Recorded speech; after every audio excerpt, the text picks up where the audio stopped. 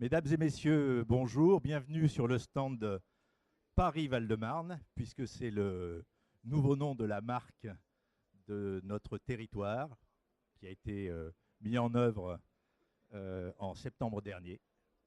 Paris-Val-de-Marne, où nous allons faire une table ronde débat sur le parc tertiaire francilien et ses enjeux, et bien évidemment avec un focus tout particulier sur le département du Val-de-Marne. Alors pour cette table ronde, nous avons quatre invités pour nous éclairer. Nous avons Dominique Dudan, qui est la présidente d'Union Investissement, administratrice oui, de l'Observatoire régional de l'immobilier d'entreprise, plus communément dit ORI.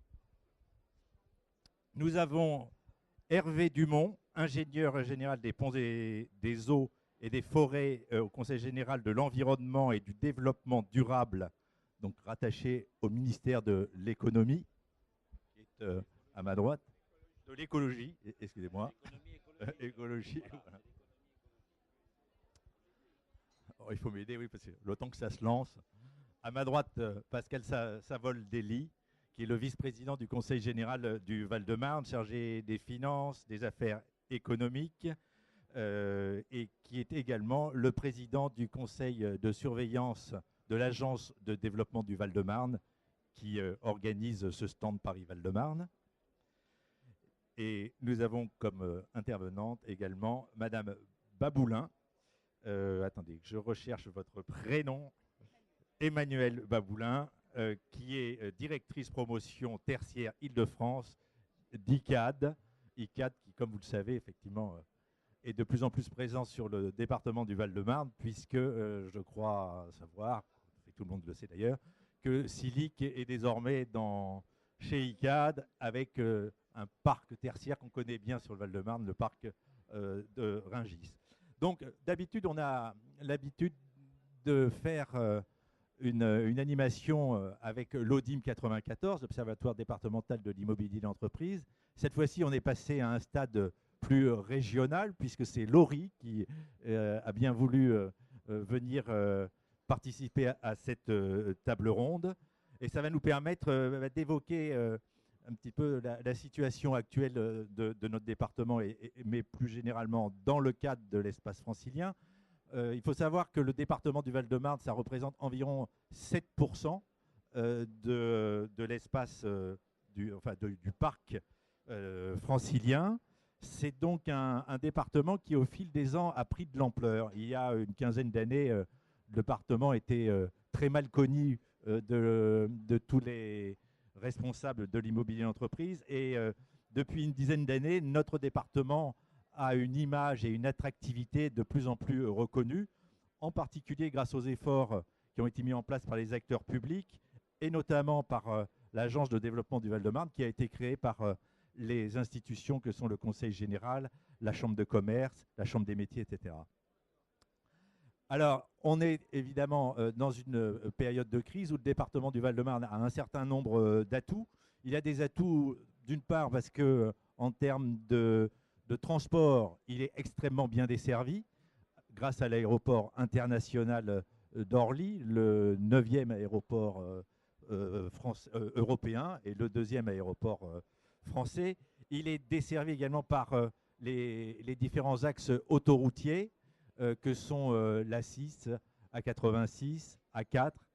Et puis, il est également desservi par un certain nombre de transports en commun, notamment depuis quelques jours, on a un nouveau tramway, le T7, qui a été mis en service et qui passe dans l'un de vos parcs. Voilà. En revanche, le Val-de-Marne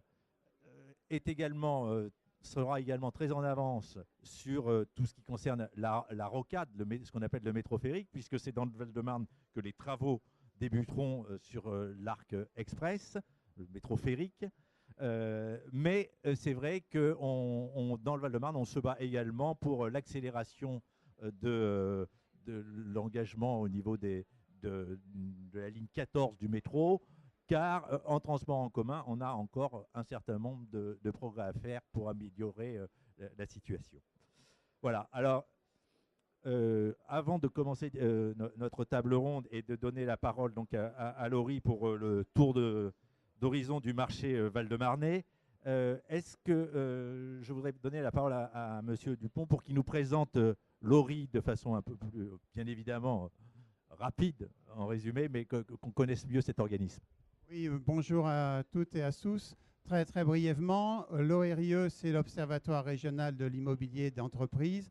La spécificité de l'ORIE, c'est de regrouper l'État, la région, les collectivités locales et tous les professionnels de l'immobilier d'entreprise en Île-de-France, c'est-à-dire les aménageurs, les promoteurs, les investisseurs, les commercialisateurs, les conseils, les utilisateurs.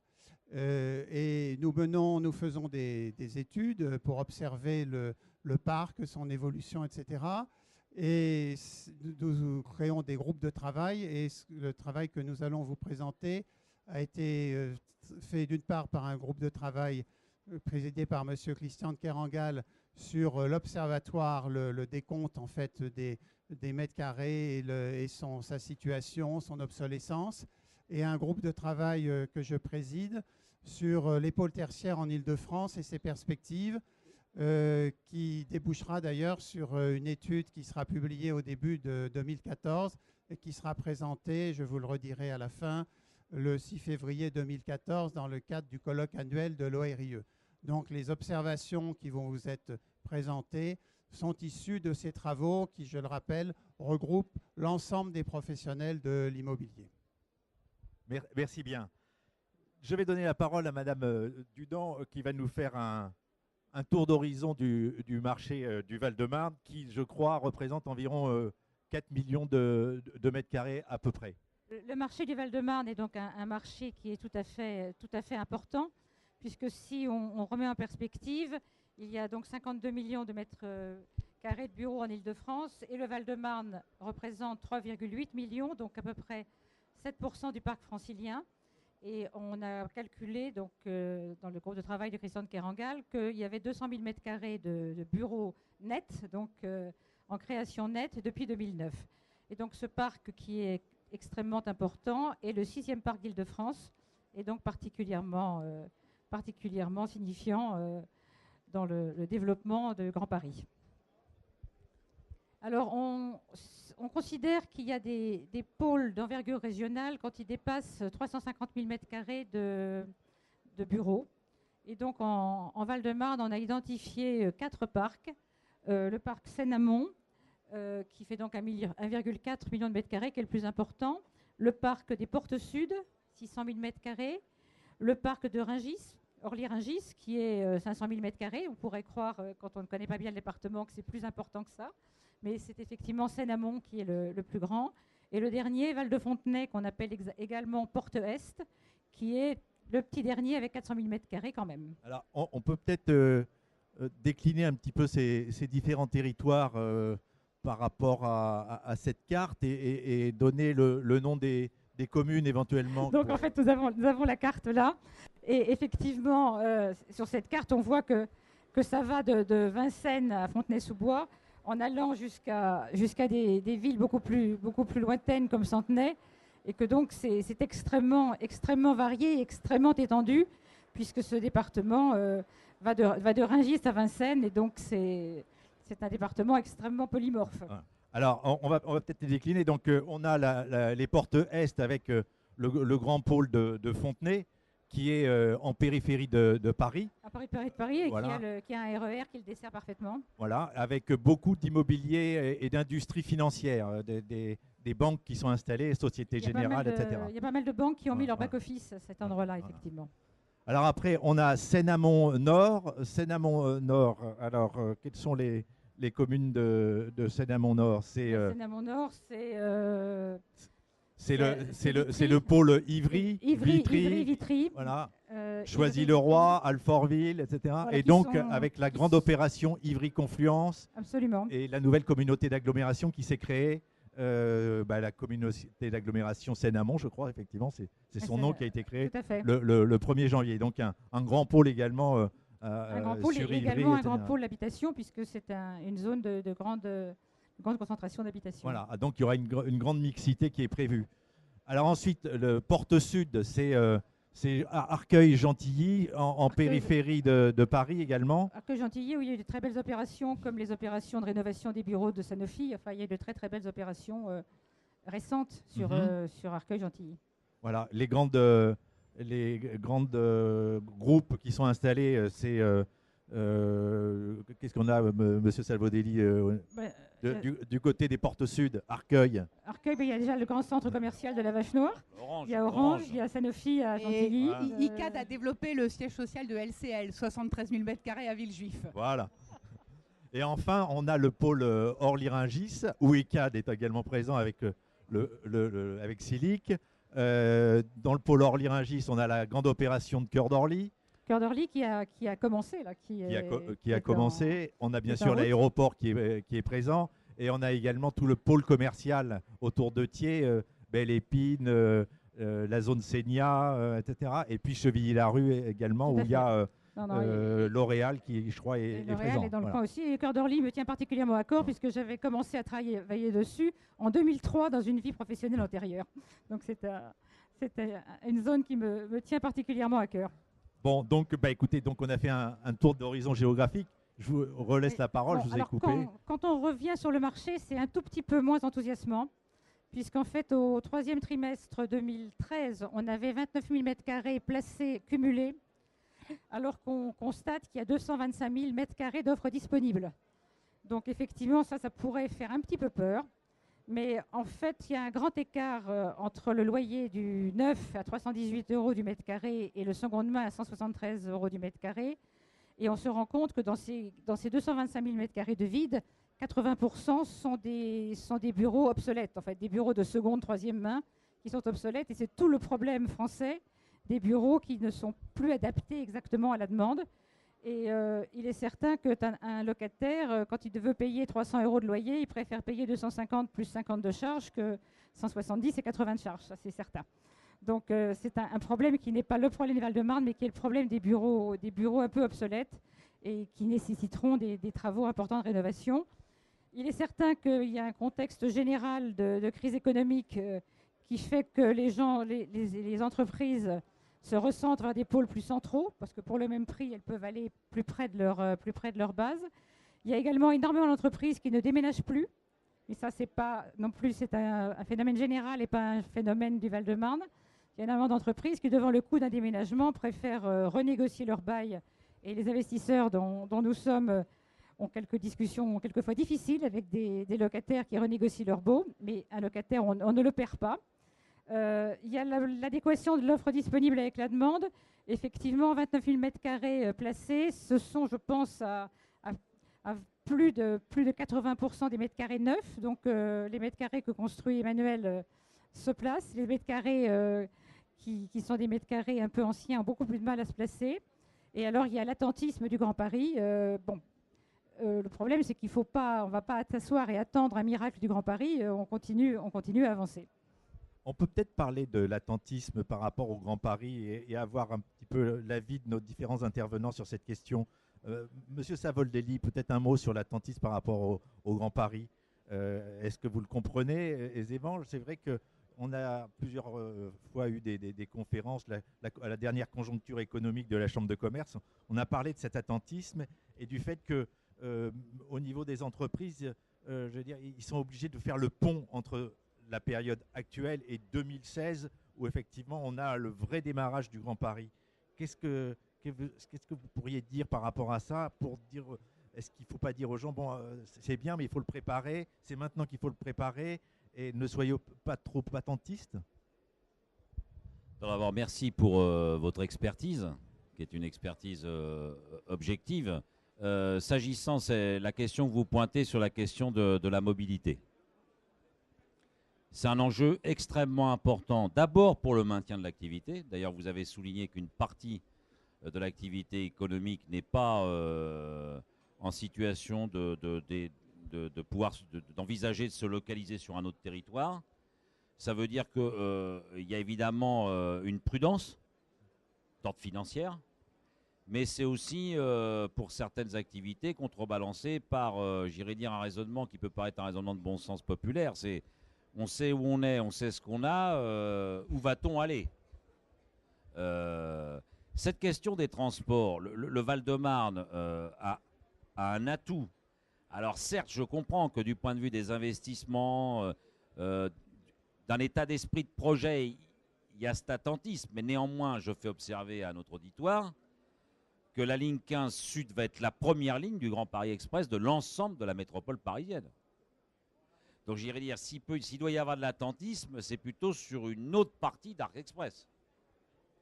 Et il ne s'agit pas d'être arrogant.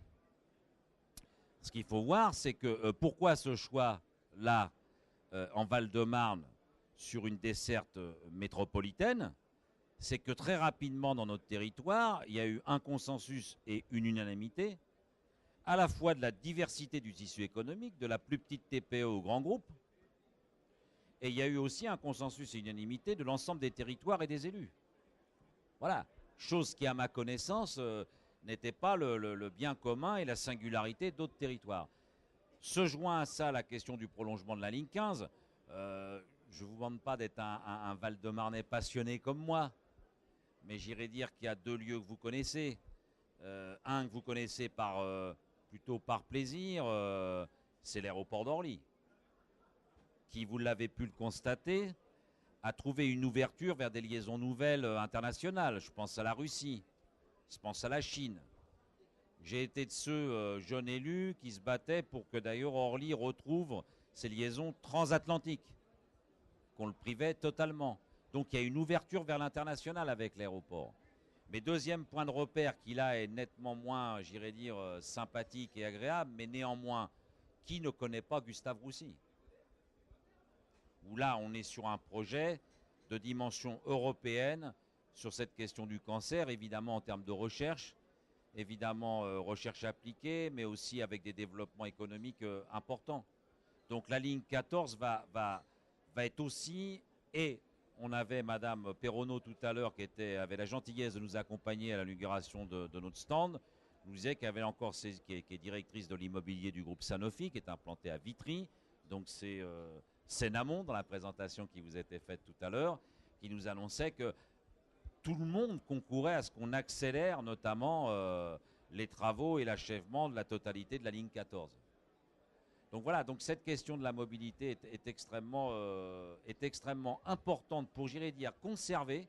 Parce que, excusez-moi, mais est-ce que ceux qui vont vouloir entreprendre et investir dans l'immobilier d'entreprise, est-ce que vraiment aujourd'hui on est dans une période où on peut se risquer à aller dans un désert? Est-ce qu'il n'y a pas besoin d'avoir des éléments de confiance, d'être rassuré sur le fait que d'autres ont déjà des activités économiques? Que sur ces territoires, vous voyez, on va avoir aussi un lien entre l'activité économique et puis la vie résidentielle. Et il y a des très bons exemples, madame le connaît mieux que moi, mais je pense à LCL à Villejuif. On pourrait prendre d'autres exemples avec Sanofi à Vitry, vous allez avoir à la fois des grands groupes, mais aussi un tissu TPE-PME qui vit dans une complémentarité, chacun ayant ses identités, entre à la fois un développement urbain reconnaissant la place du résidentiel, soit en locatif, soit en accession à la propriété, aux côtés d'une économie diversifiée.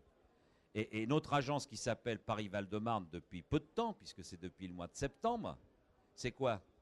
C'est d'être volontaire, dans un esprit de conquête, non pas sur une concurrence outrancière sur cette question de l'immobilier d'entreprise, mais d'être un trait d'union entre Paris, le Val-de-Marne et les autres territoires. Il nous semble que c'est la meilleure façon, dans un cadre donc plus coopératif, d'offrir une dynamique solide.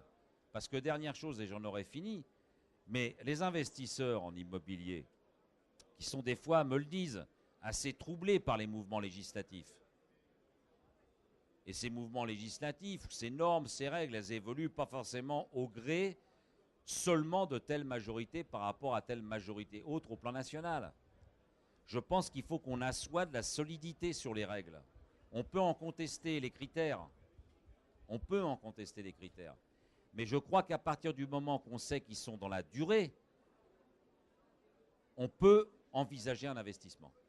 Quand par contre on est quand même sur des éléments très fluctuants, très flexibles du point de vue des normes, je pense aux valeurs locatives, je pourrais prendre la taxe des bureaux, je pourrais prendre d'autres exemples, je pense que là on met l'investisseur immobilier en situation de fragilité et en prise de risque temporaire qui est trop importante, qui est trop à flux tendu de ce point de vue-là. Et je vous confirme que les investisseurs sont de moins en moins des aventuriers.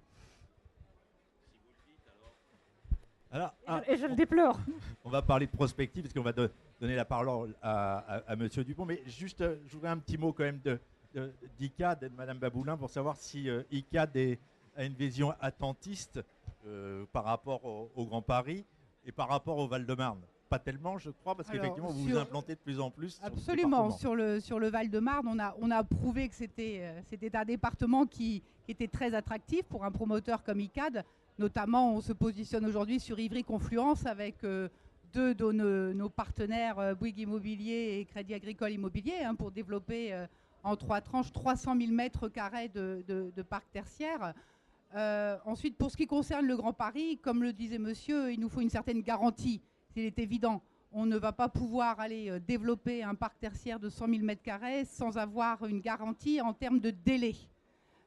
Et aujourd'hui, on sait que les décisions sont de plus en plus longues à prendre pour les grands groupes, pour démobiliser un certain nombre d'équipes et aller s'implanter à d'autres endroits, qu'un des paramètres très importants sont les temps de transport et qu'il faut justement pouvoir les maîtriser correctement et dans leur délai et dans leur planning de confortation des installations des nouvelles gares. Donc aujourd'hui, on n'est pas attentif. Je pense qu'il faut pouvoir travailler avec les aménageurs, avec les villes, avec les politiques pour préparer le terrain et créer la ville, créer la mixité, parce que c'est ce qui fait la richesse du Val-de-Marne.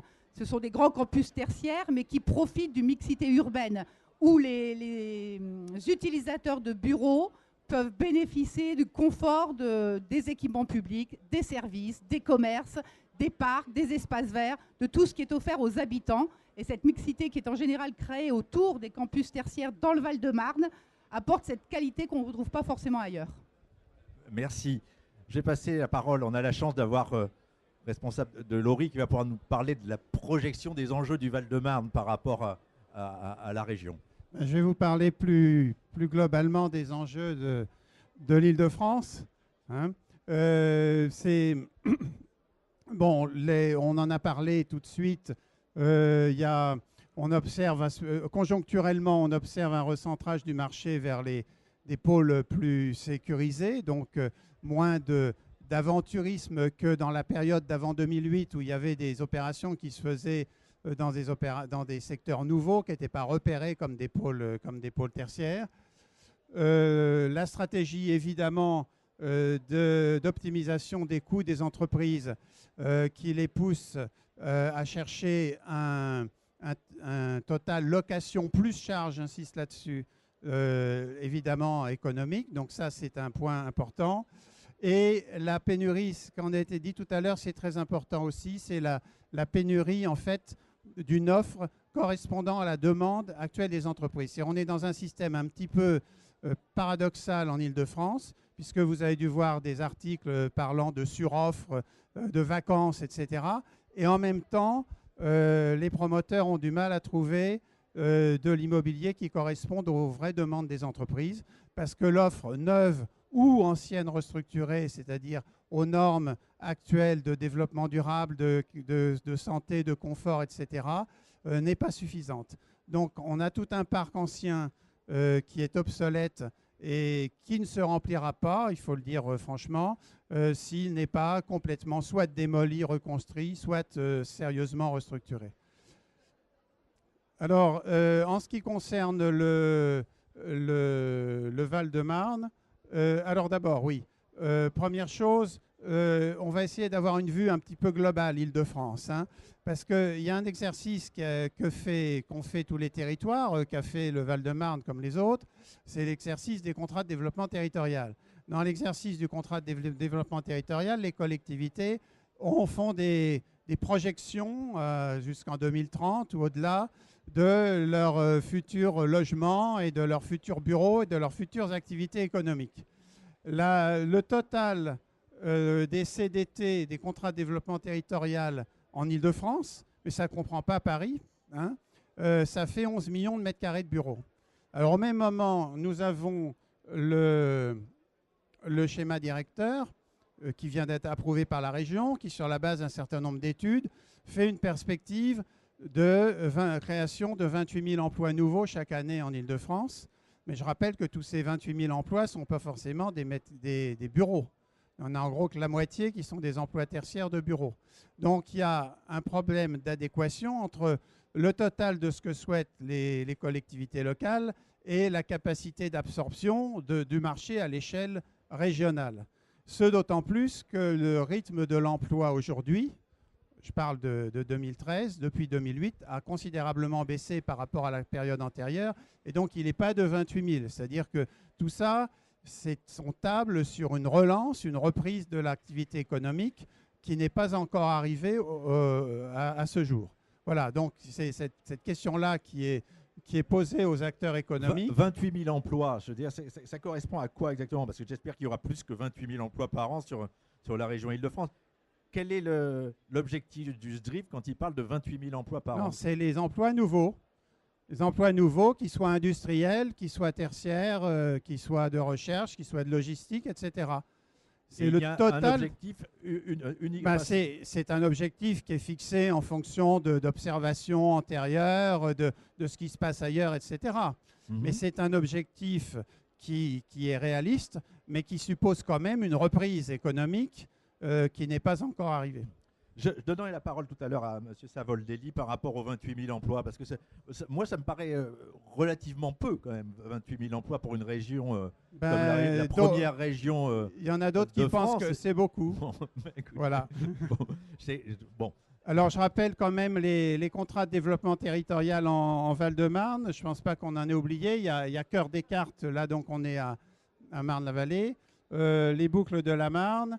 Les Grandes Ardoines, on est à Seine-Amont. Sciences et Santé, on est aussi à Seine-Amont. Et puis le Grand Orly. Hein. Donc il y a quand même 5 contrats de développement territorial qui ont été identifiés en Val-de-Marne dans le cadre du projet du Grand Paris. Celui de Sciences et Santé a d'ailleurs été signé.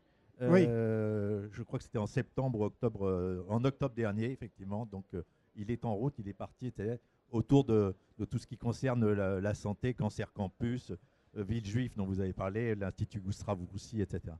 Alors, dans les autres questions qui se posent, dans les autres enjeux qui se posent, un enjeu qui n'est pas neutre, c'est la fiscalité. Vous savez que pour financer le projet de transport du Grand Paris, on a augmenté d'une façon assez importante la redevance pour création de bureaux et la taxe sur les bureaux, c'est-à-dire la redevance au moment où vous construisez et la taxe que vous payez chaque année.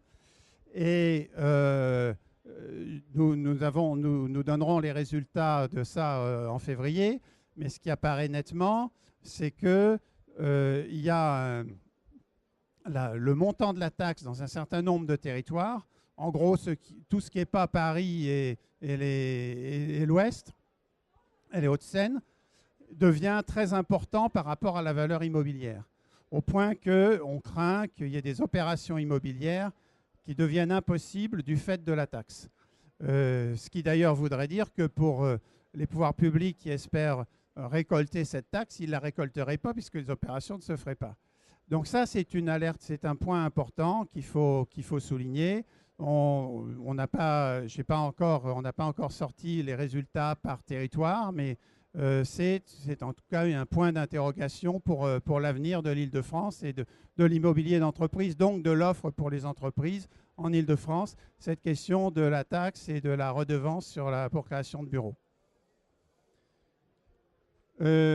Ensuite, toujours dans les perspectives de l'avenir, il y a le nouveau réseau de transport en commun. Alors, on va en parler plus en détail. Ce qui est intéressant dans le réseau de transport en commun du Grand Paris, c'est que ce n'est pas seulement des gares en plus. C'est-à-dire tout le monde raisonne en gare. Il y a des gares en plus, etc. Ça, c'est bien. Mais c'est que ce qui est frappant, c'est que ça modifie complètement le paysage en matière d'interconnexion. Une gare interconnectée, c'est une gare où se croisent au moins 2 voies ferrées. Métro, Transilien, RER, etc. Et à partir du moment où on est interconnecté, ça veut dire que la relation que depuis cette gare, on ne peut pas seulement aller à Paris, ce qui est le cas aujourd'hui en banlieue. Quand vous êtes en banlieue, par transport en commun, vous pouvez aller qu'à Paris. Je caricature, mais c'est ça. Je ne parle pas des bus, hein, je parle des transports lourds. Ça veut dire que vous pouvez ainsi aller dans d'autres endroits de banlieue. Et avec le développement des pôles tertiaires, mais pas seulement des pôles tertiaires, de l'activité économique dans toute l'Île-de-France, évidemment, c'est un enjeu considérable d'accessibilité des territoires. Alors là aussi, nous avons des cartes d'accessibilité des territoires qui sont en train de sortir, qu'on pourra présenter en février, mais qui montrent bien ce phénomène. Alors voilà, ici, c'est la liste des projets qui concernent le Val-de-Marne dans le Grand Paris. Alors je ne vais pas les échéances qui sont ici sont des échéances telles que fixées, annoncées par le Premier ministre, par le gouvernement. Donc après, ça peut être accéléré lorsque les élus arrivent à accélérer, bien entendu. Ça peut être retardé parce que les réalisations ne sont pas toujours à l'heure, mais en tout cas, je donne les sources. Je ne vois pas d'ailleurs la ligne 15, la première partie de la ligne 15. Si, c'est ça, dit 2020, oui. Voilà. Donc, vous voyez ce qui est frappant dans cette carte. Je ne vais pas les lister toutes. Enfin, si vous voulez, on peut revenir dessus. Mais c'est que vous avez quelques liaisons radiales, mais vous avez beaucoup de liaisons en rocade, hein, ce qui illustre ce que je disais tout à l'heure et qui donc permet d'avoir un territoire interconnecté à l'ensemble de la banlieue sud et de la banlieue est et pas seulement connecté à Paris. Alors ici, ça illustre ce que je viens de dire sur l'interconnexion. Ça, c'est les points blancs, ce sont les gares actuelles interconnectées. Donc vous voyez qu'il y a 72 gares interconnectées aujourd'hui, dont 66 sont à Paris. Quand je dis Paris, je dis le petit Paris, hein. Moi, j'ai l'habitude de dire le petit Paris, dire celui qui est enfermé dans son périphérique. Parce que dans le Val-de-Marne, comme ailleurs, on est à Paris, mais ce n'est pas le même Paris, c'est le Grand Paris. Et voilà le nouveau paysage à la suite du projet du Grand Paris, donc c'est à l'horizon 2030. Hein. Vous voyez que ça s'est diffusé partout dans le territoire et que vous trouvez, on passe de 72 à 125 gares interconnectées et on en a 56 en périphérie, au-delà de Paris, donc presque autant que dans Paris. Donc vous voyez que ça change complètement la donne et ça veut dire qu'il va y avoir une recomposition du territoire et des activités avec des pôles qui vont se développer également en périphérie. Par contre, ce qui est certain, c'est que les 72 nouvelles gares du Grand Paris ne vont pas vouloir dire 72 pôles tertiaires. Hein, il y a quelques-uns qui vont avoir des atouts, c'est ce qu'on est en train de regarder dans notre travail prospectif, et d'autres qui n'ont pas vocation à être des pôles tertiaires, mais qui ont des vocations à faire autre chose, soit de l'activité industrielle, soit de la logistique, du logement, enfin du commerce, etc. Il ne faut pas non plus imaginer que parce qu'il y a une gare du Grand Paris, il va y avoir un pôle tertiaire. On va passer à la suite. Alors, les points aussi qu'on voit poindre aujourd'hui, mais qui sont déjà visibles dans la conjoncture actuelle, c'est les évolutions sociétales, une demande déjà des entreprises de plus de santé au bureau, plus de confort au bureau, moins de consommation d'énergie. Ce n'est pas seulement une demande de baisse des charges, c'est une demande sociétale. Vous voyez ce que je veux dire? C'est-à-dire qu'il y a une espèce de fierté aussi d'être dans un bâtiment, développement durable, etc. etc. D'où l'importance de rénover le parc ancien. Un autre point qui a été signalé tout de suite, mais qui est très important, c'est la proximité logement-bureau. C'est-à-dire qu'on n'est plus du tout dans le schéma où il y a des parcs tertiaires uniquement de bureaux, et puis les logements sont plus loin, puis on met des transports entre les deux. La proximité des bureaux, les pôles mixtes en fait, avec bureaux et logements, ils ont deux vertus. La première, c'est qu'évidemment, ça peut permettre d'offrir pour les cadres des entreprises des logements à proximité. Ça ne veut pas dire qu'ils vont tous habiter là, mais enfin, c'est une possibilité. Et la seconde, c'est qu'à partir du moment où vous avez des logements dans un pôle, vous avez des commerces, des services qui viendront plus facilement que si c'est uniquement des bureaux qui ferment à 6 heures du soir. Voilà, donc ça fait deux phénomènes importants. Et puis un phénomène dont on parle beaucoup, mais qui est très difficile à mesurer, qui pour l'instant n'est pas très mesurable, c'est le télétravail, le nomadisme, etc. Toutes questions sur lesquelles il y a des prospectives qui sont faites. Voilà, donc ça c'est les questions qui sont posées, les alertes, le paysage qui va changer. Et on est en train de travailler là-dessus avec Faustine Lebourg, qui est la chargée d'études à l'ORIE. Et nous présenterons le résultat de cette prospective le 6 février au colloque de l'ORIE, au colloque annuel de l'ORIE. Qui se tiendra à quel endroit? Se tiendra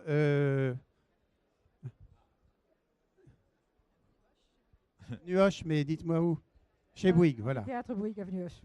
Chez Bouygues, avenue Hoche. Voilà. Et pour s'inscrire, il faut je pense qu'il faut aller sur le site de l'ORIE. On peut faire Hein, un peu de vous allez sur le promotion quand même site, de votre- vous allez sur le site de l'ORIE et vous trouverez pour vous inscrire. D'accord. Et donc là, vous allez présenter le On nouveau. va te représenter ces enjeux, mais comment on pense que ça peut changer le paysage. Voilà. Donc, bah, écoutez, on vous invite largement à aller vous inscrire et aller à ce colloque de l'ORI. Merci beaucoup pour cette présentation. Et on va rebondir sur ce que vous avez évoqué avec Pascal Savoldelli. J'ai entendu M. Dupont parler de mixité. Je crois que c'est une grande idée du Val-de-Marne, la mixité, le logement, les bureaux à côté.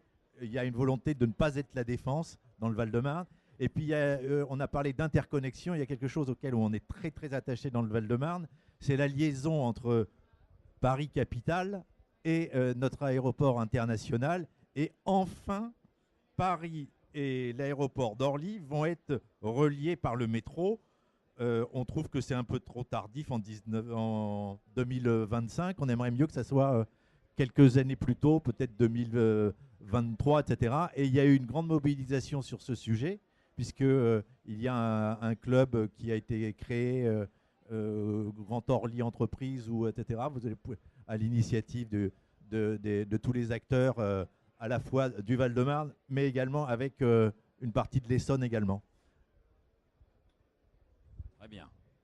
Bon, d'abord, excusez-moi de vous décevoir, M. Catala, mais je ne sais pas si aujourd'hui on peut dire... c'est vrai, vous avez raison, le Val-de-Marne ne veut pas être la Défense. Mais c'est tellement facile de dire ce qu'on ne veut pas être, qu'il serait peut-être mieux, en tout cas pour les territoires et aussi pour les acteurs économiques, de savoir ce qu'on veut être. Alors bon, je comprends je comprends votre question, qui était un peu orientée d'ailleurs, mais néanmoins, c'est vrai qu'on a, en tout cas, je vous remercie, vous avez raison, on a des exemples concrets, par exemple LCL, le Crédit Lyonnais qui est venu à Villejuif. C'est sûr qu'au pied d'une station de métro, avec un environnement résidentiel, ça humanise aussi l'activité économique. C'est ça qu'il faut arriver à comprendre. Je pense qu'il faut qu'on discute entre nous. C'est-à-dire qu'évidemment, tout acteur économique, il est dans une recherche de plus-value et de productivité de ses collaboratrices et ses collaborateurs. Donc il faut bien qu'on regarde que quand l'activité elle est dans un environnement de proximité, de mobilité, et dans un environnement résidentiel important, c'est plutôt rassurant, c'est plutôt engageant, ça met de la confiance. Plutôt que de se retrouver évidemment dans un lieu où, au mieux, il y a le transport, mais il n'y a pas de vie. Donc voilà, je pense qu'il faut aussi qu'on prenne... Il faut qu'on parle simple, enfin je pense, voilà, par rapport aux enjeux qui sont posés. A été évoquée la question, monsieur a évoqué la question du tertiaire et d'autres activités économiques sur l'ensemble des gares. Là, moi j'interpelle, comme ils ne sont pas là, je vais me permettre de le faire, j'interpelle les législateurs. Ici, vous allez être tous motivés sur la question du droit à construire du tertiaire. Je vous lance comme ça, donc c'est un questionnement et non pas une affirmation déclarative comme ça. Je pense que si on veut ce que vous dites, il faut qu'on arrive à opérer des changements. C'est-à-dire que quand vous avez un droit à construire qui est multiplié par 3 quand vous avez une activité de production et une activité tertiaire, je pense qu'il faut que ça fasse réfléchir tout le monde. C'est-à-dire qu'il faut qu'on ait les moyens de la mixité, il faut qu'on ait les moyens de la diversité économique. Vous voyez ce que je veux dire? C'est une vraie question, à un niveau de foncier plus ou moins élevé. Et là, vous avez bien vu le dessin de notre département. Ville que je connais bien et qui m'est chère, qui est Ivry. Au début des années 80, on en parlait comme le 21e arrondissement de Paris. Ce n'était pas un hasard. Bon, vous avez la ville de Fontenay, par exemple, que je connais bien aussi, où là, le secteur bancaire et assurancier est venu, par lui-même, des fois, quand même, par les atouts qu'avait ce département. Donc ça, c'est une question que je dis. Moi, en tout cas, nous, on a envie de garder, parce que c'est un élément de solidité, une économie diversifiée. Et puis aussi, ce que je pouvais dire à l'inauguration de ce stand, être dans la croissance. Parce que si on a un recul sur nos capacités d'économie productive, on va avoir un petit problème quand même du point de vue de notre reconnaissance internationale, et pas seulement par les agences de notation. On l'aura par un jugement purement économique, et non pas seulement financiarisé. Troisième élément, c'est sur la question des 28 000 emplois. Si j'ai bien compris, mais là, il faut vraiment me dire si je me trompe, ne pas hésiter. Sur ce sujet, d'ailleurs, comme tout autre. On est à 28 000 emplois en charge nette.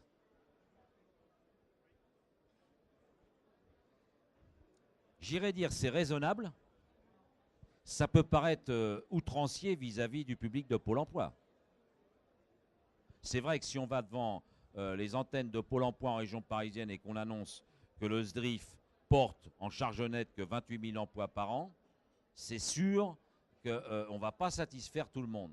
Après, est-ce qu'on peut être aussi... on peut avoir une part évidemment d'ambition, de viser vraiment sur cette question de l'emploi. En même temps, ça ne peut pas être le tout ou rien du jour au lendemain. Donc je pense que c'est un objectif raisonnable. Néanmoins, quand on regarde les surfaces mutables qu'il y a en Val-de-Marne, le début de la première tranche d'Arc Express avec la ligne sud de 15, on sent bien une mobilisation énorme sur la question d'avancer l'achèvement de la ligne 14, y compris avec d'investissements. Vous voyez, quand on dit, nous, il faut accélérer l'achèvement et le déroulé des travaux de la ligne 14, il faut prendre en compte que ADP, qui a un stand au CIMI, a investi là 350 millions d'euros sur une refonte de l'aérogare. Il y a des investissements quand même importants qui méritent d'être relayés du point de vue des transports. Mais dans ce que vous dit monsieur, si j'ai bien compris, il y a aussi des enjeux de relocalisation d'entreprises. Et quand vous avez des relocalisations d'entreprises, vous avez une relocalisation des emplois. Et on voit bien que là, il y a des territoires plus ou moins quand même attractifs de ce point de vue-là, quoi.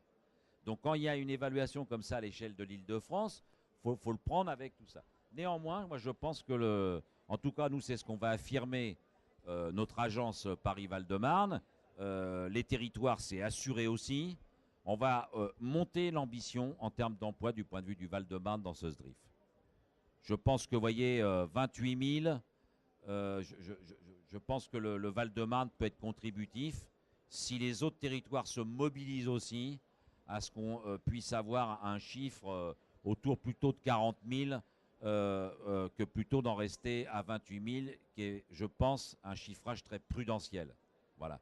Alors c'est certes qu'on n'est pas dans une période qui est simple, mais je pense que c'est un chiffrage qui est quand même assez prudentiel. Et vous dire une dernière petite chose qui compte aussi. Ça a été évoqué, la question de la mobilité entre le lieu résidentiel et le lieu de son exercice professionnel. On est en train de prendre dans le Val-de-Marne la question du 1% logement. Vous allez nous dire, franchement, le département du Val-de-Marne, ce n'est pas dans ses compétences. L'agence Paris-Val-de-Marne, ce n'est pas dans ses compétences. Néanmoins,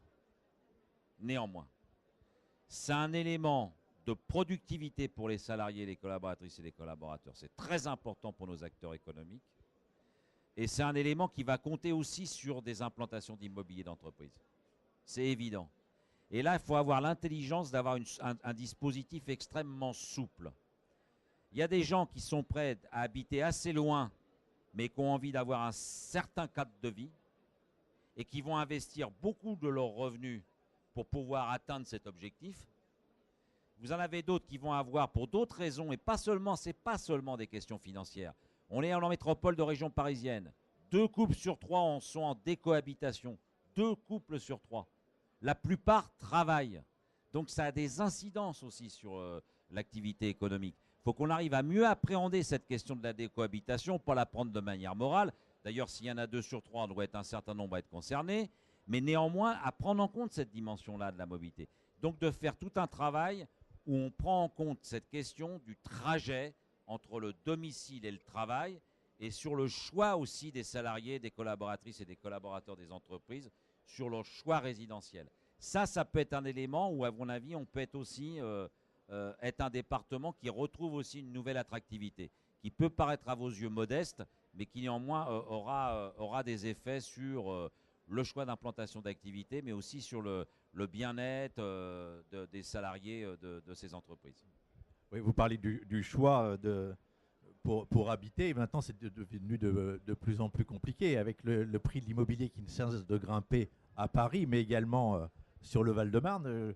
Je crois que les derniers chiffres effectivement moyens du prix de l'immobilier sur le Val-de-Marne sont à plus de 4 000 euros du mètre carré. Donc, ça devient très difficile également d'acheter dans le Val-de-Marne. Alors après, il faut qu'il y ait un parc locatif éventuellement suffisant pour pouvoir louer, etc. Bon, c'est un autre débat, je dirais. On va passer la parole tout de suite à Madame Baboulin pour avoir le point de vue du...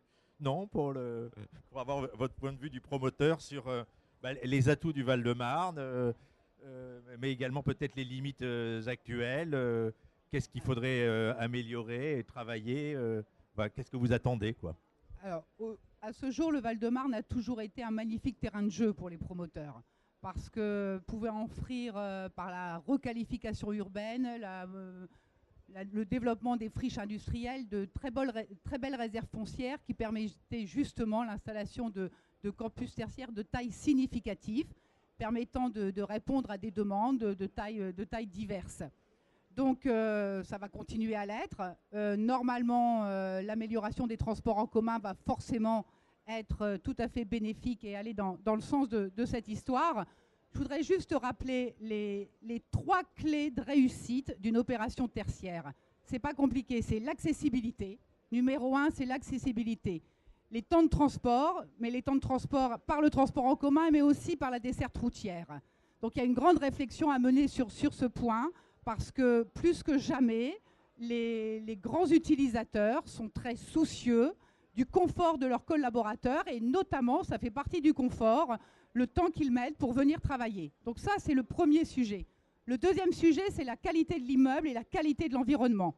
Donc on parle d'ambition énergétique, d'ambition environnementale, de sûreté, de propreté. Je le disais, le Val-de-Marne a cette qualité de pouvoir offrir un environnement qui est mixte, avec des espaces verts, des équipements publics, des services, des commerces. Et tout ça, c'est aussi un atout qui est tout à fait intéressant du Val-de-Marne, et pour l'implantation de grandes sociétés. On l'a vécu, vous le rappeliez, monsieur, avec le LCL à Villejuif. C'était pas facile de déménager 75 000 mètres carrés de bureaux du quartier de l'Opéra à Villejuif, et ça s'est passé tout à fait bien, au dire des employés qui sont maintenant en train de travailler sur le campus du LCL. Le troisième sujet, c'est quand même le critère économique, qui n'est pas des moindres. Et aujourd'hui, le loyer, charges comprises, fait évidemment partie des critères de décision de nos utilisateurs et de notre locataire. Aujourd'hui, le Val-de-Marne a aussi cette très belle caractéristique de pouvoir se situer à des valeurs locatives qui sont tout à fait attractives, qui sont en général à moins de 300 €. Donc c'est aussi un paramètre de décision des grands comptes qui veulent trouver un rapport qualité-prix, je dirais, tout à fait intéressant. Et je vais rebondir sur ce que disait monsieur, il ne faut pas que la fiscalité vienne obérer ce magnifique paramètre économique dont bénéficie aujourd'hui le Val-de-Marne, parce qu'aujourd'hui, l'ensemble des communes du Val-de-Marne commencent à avoir des redevances pour création de bureaux qui rattrapent les départements parisiens, mais le loyer ne pourra jamais rattraper les loyers du QCA. Donc, grande vigilance si on veut pouvoir continuer à travailler comme on le fait aujourd'hui sur toutes les communes du Val-de-Marne. Écoutez, merci. Je crois qu'on a déjà débordé par rapport à notre animation. Donc, on va être obligé effectivement de conclure. On ne pourra pas passer la parole à la salle, parce que mais je voulais remercier nos différents intervenants. Donc tout d'abord, l'Observatoire régional, avec Dominique Dudan, la présidente d'Union d'Investissement et administratrice de l'Observatoire régional de l'immobilier d'entreprise. Je voulais remercier M. Hervé Dupont, ingénieur général des ponts, des eaux et des forêts au Conseil général de l'environnement et du développement durable au ministère de l'écologie. Monsieur Pascal Savoldelli, vice-président du Conseil général et le président du conseil de surveillance de l'agence de développement, et Madame Baboulin, qui est alors directrice promotion tertiaire Île-de-France de chez ICAD. Et il est de tradition effectivement qu'à la fin de notre débat audible, on faisait toujours une petite revue de presse pour faire un clin d'œil à l'ensemble des territoires val-de-marnais. Donc je me permets de refaire ce petit clin d'œil avec notre revue de presse. Je vais chercher un petit peu tous ces documents. Voilà. Et oui. Voilà, c'est apostrophe effectivement. Donc un clin d'œil tout d'abord à la plaine centrale, qui est une plaine, voilà, donc merci, pleine d'opportunités, avec une plaquette que vous trouverez effectivement sur le stand. Le Val-de-Bièvre, autre territoire dynamique, Arcueil, Cache, Chanfreine, Gentilly, le Kremlin, les Roses, Villejuif, avec une plaquette qui s'appelle Chercher, Trouver. Ensuite, nous avons une petite plaquette sur un territoire d'intérêt national, la 10e ville d'Île-de-France, Vitry-sur-Seine. Voilà. Je vous invite également à regarder la plaquette de la nouvelle communauté d'agglomération de Seine-Amont, qui a été créée le 1er janvier 2013, Choisy, Ivry, Vitry-sur-Seine. Voilà. Et puis deux documents qui sont cette fois-ci départementaux. L'excellent book de l'immobilier d'entreprise, qui est fait par l'Agence de développement du Val-de-Marne sous le logo Paris Val-de-Marne. Et enfin, le guide de l'immobilier d'entreprise en Val-de-Marne, qui est réalisé en partenariat avec la CCI Val-de-Marne et Val-de-Marne Info. Voilà, merci d'être venu à cette table ronde. Et puis nous invitons l'ensemble à la fois des spectateurs et des intervenants à boire un verre de l'amitié ou un café au bar de l'agence.